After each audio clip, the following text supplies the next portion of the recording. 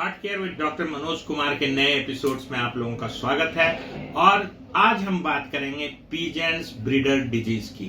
तो ये एक जो बीमारी है, एक नई बीमारी है जिसको हाइपर सेंसिटिव न्यूमोनाइटिस बोलते हैं। और ये होता है उन लोगों को जिनको पक्षियों से संपर्क होता है, या कहिए कि कबूतर एक बहुत इंपॉर्टेंट पक्षी है जिसके विसिनिटी में रहने से ये बीमारी होती है। और चूंकि हमारे दिल्ली में खास करके इस क्षेत्र में, ट्रांस जमुना क्षेत्र में, एक बच्चे को हाइपर सेंसिटिव न्यूमोनाइटिस हुई है, इसलिए मुझे लगता है कि इसको जानना बहुत जरूरी है। और ये क्यों होता है? ये इसलिए होता है कि जो पक्षी हैं उनके जो एंटीजेंस हैं वो अंदर जाते हैं लंग्स से इनहेल होके, वहाँ एक तरह का एलर्जिक मैनिफेस्टेशन होता है। तो एक कहिए कि इन्फ्लुएंजा लाइक सिंड्रोम होता है जिसमें कि व्यक्ति को प्रोग्रेसिव निमोनिया होता है, प्रोग्रेसिव ब्रेथलेसनेस होता है, सांस फूलती है उनकी, कफ होता है और फीवर होता है।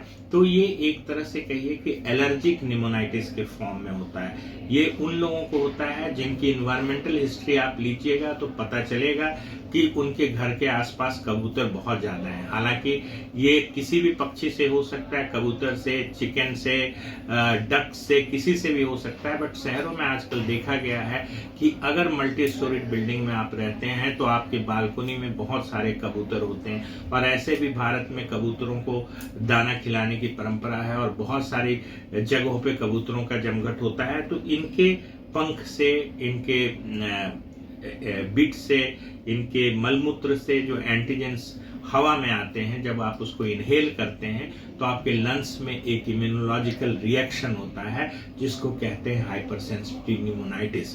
देखिए, डायग्नोसिस के लिए कोई एक फीचर नहीं है कि आप उसको कहें और कह दें कि ये कबूतरों से होने वाली निमोनिया है या न्यूमोनाइटिस है या पिजन ब्रीडर्स डिजीज जिसको बोलते हैं वो है।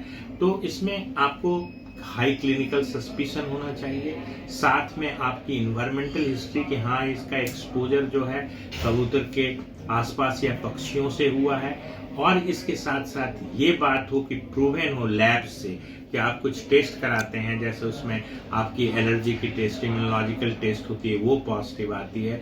इसी तरीके से एक ट्यूब डाल के जो लंग्स में हम लोग उसमें से जो लेवाज लेते हैं या वहाँ से जो फ्लूइड एकत्र करते हैं, उसमें भी CD8 जो लिम्फोसाइट्स होते हैं उसके नंबर्स ज़्यादा होते हैं। तो ये एक बीमारी है जिसमें कि बहुत ही परेशानी होती है मरीज को।